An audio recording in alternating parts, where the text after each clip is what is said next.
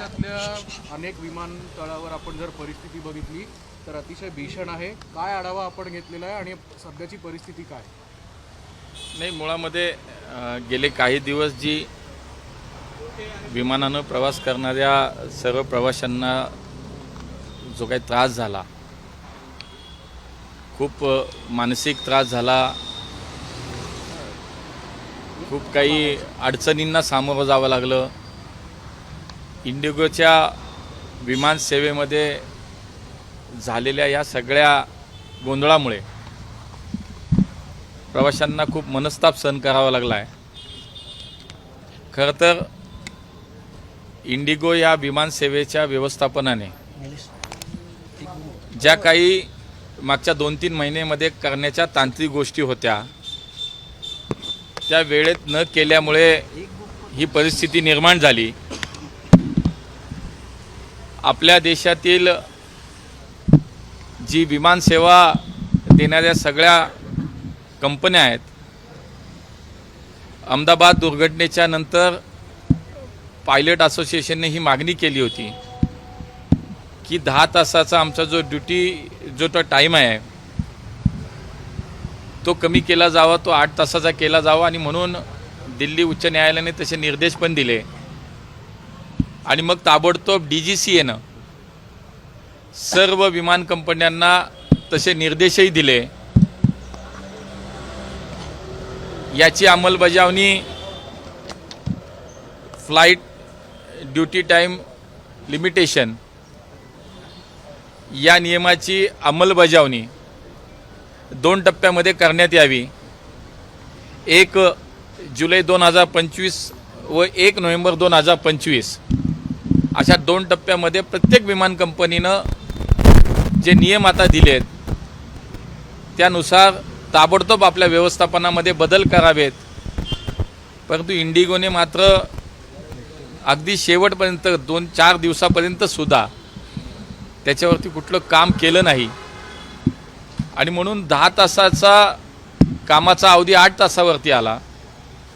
आज 65% विमानसेवा डॉमेस्टिकमध्ये इंडिगो देशाला आज देते आणि म्हणून एकतर अगोदरचं पायलटचं आणि क्रूचं असलेलं संख्याबळातली कमतरता आणि 2 तास कमी झाल्यामुळे त्याच्यामध्ये अधिक कमतरता मनुष्यबळाची निर्माण झाली आणि म्हणून मागच्या 1 नोव्हेंबरपासून जे 4 दिवसापूर्वी या मधल्या काळामध्ये हळूहळू हा सगळा ताण त्या व्यवस्थेवरती वाढला आणि पूर्ण यंत्रणा कोलॅप्स झाल्याचं आपण सगळ्यांनी पाहिलं. भारत सरकारचं सिव्हिल एव्हिएशन मिनिस्ट्री आमचं जे खातं आहे त्यांनी सिरियसली त्याची त्वरित गंभीर दखलही घेतली. जो मनस्ताप प्रवाशांना करावा लागला त्याच्यानंतर ताबडतोब याच्यामध्ये अनेक काही सूचना, नियम आणि आदेशही काढण्यात आले. सगळ्यात पहिलं तर इंडिगोला हे सगळी व्यवस्था आता पूर्ण करण्यासाठी काही कालावधी लागेल. म्हणून FDTLच्या या सगळ्या सिस्टीमला फेब्रुवारीपर्यंत तात्पुरती त्याला स्थगिती देण्यात आली कारण ही सेवा ताबडतोब पूर्ववत व्हावी.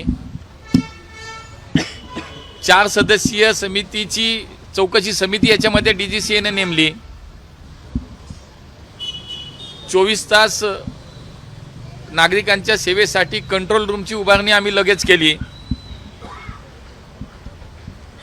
DGCAने कालच इंडिगोच्या CEOला शोकास नोटीससुद्धा इश्यू केलेली आहे.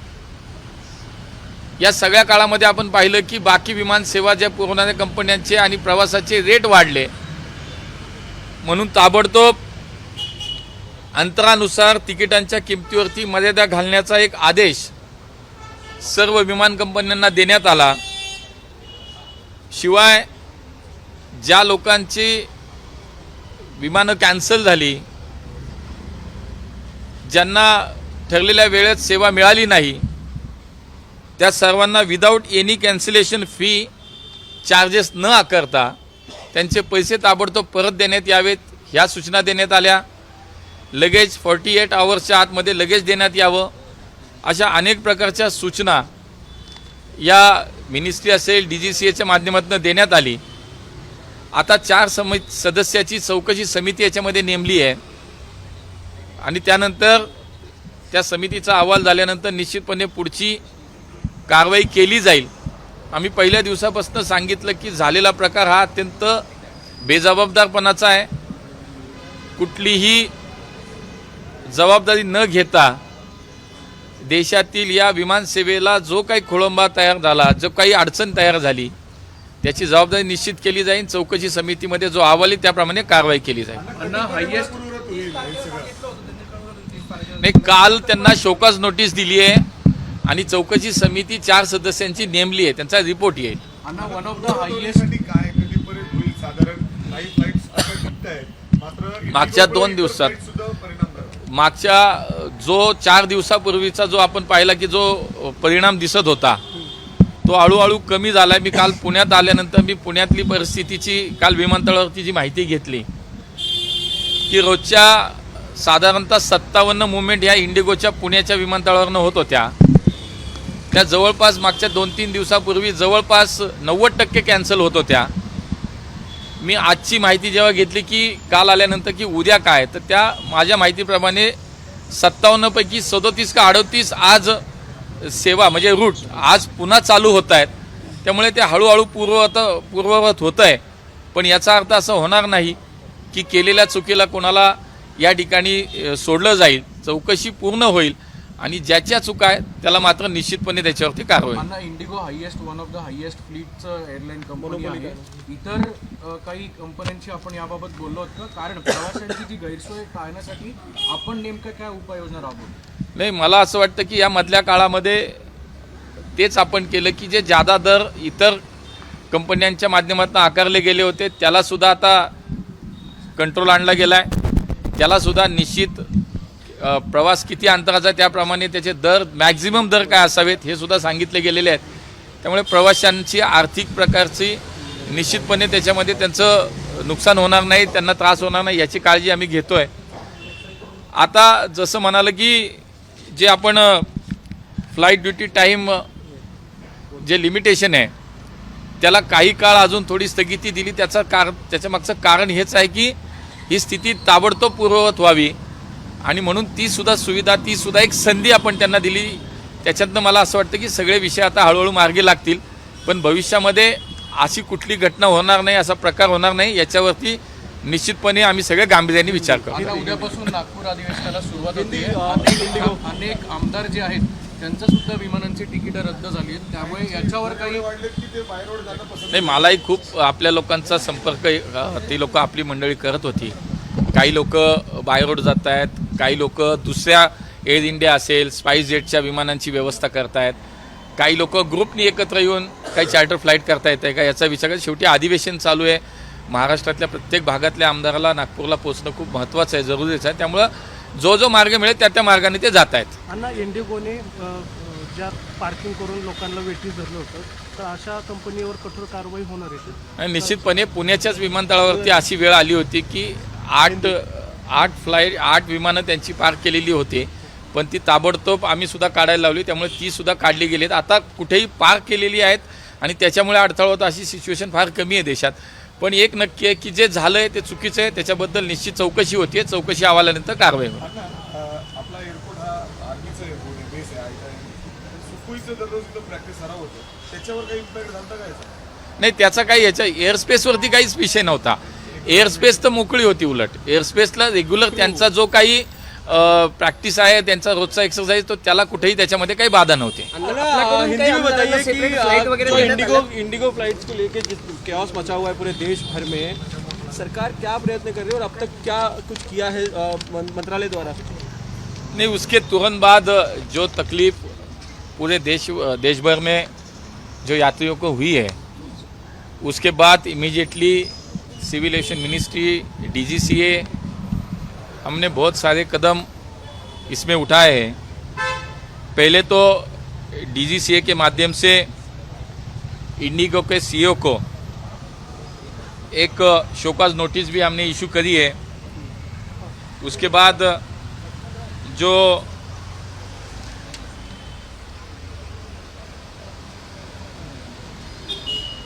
पैनल नहीं, उसके बाद वो जो क्राइसिस के समय जिसके एफडीटीएल के बारे में जो उसके बाद इंडिगो ने जो तुरंत उस पर काम करना चाहिए था, उन्होंने न करने के वजह से ये सब कियास हो गया है। तो उसको फरवरी तक हमने अभी उसको स्टे दिया है कि उसके ये तुरंत सेवाएं पहले जैसी हो, इसलिए हमने फरवरी तक उसको और थोड़ी सी मोहलत दे दी है कि उसके बाद इनका काम पहले से शुरू हो जाए। दूसरी ओर एक 4 लोगों की एक उच्च स्तरीय इंक्वायरी कमेटी वहाँ पे हमने अपॉइंट करी है, उसका रिपोर्ट भी आएगा। जो ये क्राइसिस की समय बाकी एयरलाइंस की जो टिकट की प्राइजेस बढ़ी थी, उसको भी हमने कंट्रोल में लाया है कि जितना प्रवास है, जितना किलोमीटर है, उसके हिसाब से कितना फेयर होना चाहिए मैक्सिमम, उसका भी हमने तुरंत इंतज़ाम किया है। 24/7 एक कंट्रोल रूम हमने शुरू करी है। तो उस पर बहुत सारे काम चल रहे हैं, इंस्ट्रक्शन दे रखी है। मुझे लगता है कि जो हाई लेवल पे हमने जो कमेटी अपॉइंट करी है इंक्वायरी के लिए, उनका रिपोर्ट आने के बाद उसमें जो जो सामने आएगा तो बिल्कुल जिसकी गलती है, जिसके माध्यम से हुआ है, बिल्कुल उसको उस पर कार्रवाई होगी। मंत्री जी, आप नियमों का हवाला दे रहे हैं, एफडीटीएल की बात करें तो आप कह रहे हैं कि जिसकी गलती, लेकिन यहाँ पे साफ तौर पे गलती जो दिख रही है वो प्राइमरी तो इंडिगो की नजर आती है। क्या अकाउंटेबिलिटी फिक्स होगी और कठोर कार्रवाई, क्योंकि विपक्ष का भी ऐसी ही मांग है, विपक्ष भी यही कह रहा है कि कार्रवाई की जानी चाहिए सरकार द्वारा। नहीं, बिल्कुल होगी, क्योंकि उसी के लिए तो तुरंत इंडिगो के सीईओ को शोकाज नोटिस इशू करी है। 24 आवर्स के अंदर उनका जवाब आना, हमने उनको बोला कि 24 आवर्स के अंदर जवाब देना चाहिए। एक इंक्वायरी कमेटी की भी वहाँ पे गठन किया गया है। तो जो कोई कसूरवार है, जिसकी गलती है, वो कोई भी हो, बिल्कुल उस पर कार्रवाई होगी। कार्रवाई की बात होगी। अब सुविधा के लिए क्या कर रहे हैं आप लोग, जो यात्री, क्योंकि अभी भी पूरी तरह से शुरू नहीं हुई है पूरी सुविधाएं, तो यात्रियों को परेशानी ना हो इसके लिए आप क्या नहीं, अभी जो 2 दिन पहले जो स्थिति थी वो बहुत ही गंभीर थी। आहिस्ता आहिस्ता अभी वो थोड़ा सा साधारण स्वरूप पे वो स्थिति नज़र आती है। तो अभी ये सेवा पहली जैसी शुरू होने के लिए सभी के प्रयास हमारे शुरू है। किसी भी एयरपोर्ट पे अभी पहले 2 दिन जैसा माहौल था, जैसी परिस्थिति है, वैसे अभी नहीं दिखाई दे रही है। तो ये जो हमारे प्रवासियों ने जो टिकट बुक करी थी, जो पैसे दिए थे, तो उनको कोई भी कैंसिलेशन जो फ़ी होती है, चार्जेस होते हो, चार्जेस नहीं लेना चाहिए और तुरंत उनके पैसे वापस देना चाहिए। 48 आवर्स के अंदर उनके लगेज बैगेज है वो उनको मिल जाए। ऐसे बहुत सारी सूचनाएं हमने दी हैं। सरकार इस मामले में कितनी गंभीर है? बिल्कुल सरकार इस मामले में गंभीर है। हमारी मिनिस्ट्री है, डीजेसी है, सभी इस लाइन पे काम कर रहे हैं और जिससे गलती हुई, जो हुआ है, उस पर बिल्कुल कार्रवाई होगी। आणि ज्यांचं नुकसान झालंय त्यांचं कसं काय? कारण हॉटेलचे बिल पण बरेच जणांचे थांबून आणि आता त्याच्यामध्ये अहवाल येईल, त्याच्यावरती चर्चा होईल आणि नक्की नुकसान ज्याचं झालं त्याला सांगितलं की कुठल्याही प्रकारचे कॅन्सलेशन चार्जेस फी घ्यायची नाही, कुठल्याही प्रकारे 24 तासाच्या 48 तासाच्या त्यांच्या बॅगेज मिळाल्या पाहिजेत, सगळ्या सूचना दिलेल्या आहेत।